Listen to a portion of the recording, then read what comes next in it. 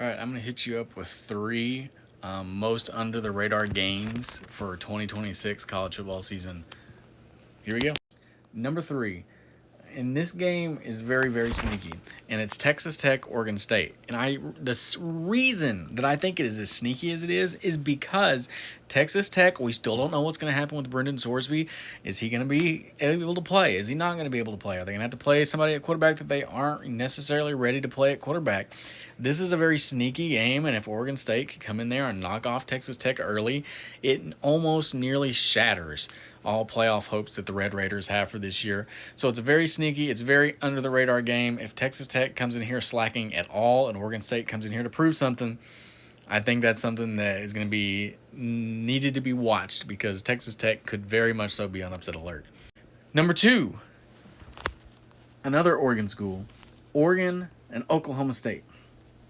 And this game is really more defining for the Oklahoma State Cowboys than it is Oregon. I think Oregon's going to come in and win, but I don't think it's going to be the bloodbath that it was last year.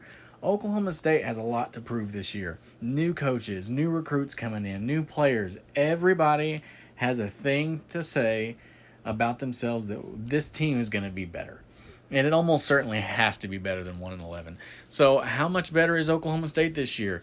If they come in and throw a couple punches early to Oregon, I don't think it's going to be the end of the world, but this game could be a lot closer than people think it will be.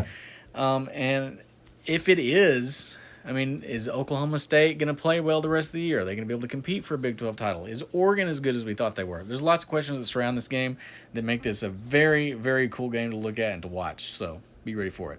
All right, those last two games are very early in the season. This next one, SMU at Notre Dame, has massive playoff implications, and I don't feel like is looked at in the sense that everything else is being looked at right now with some of these games.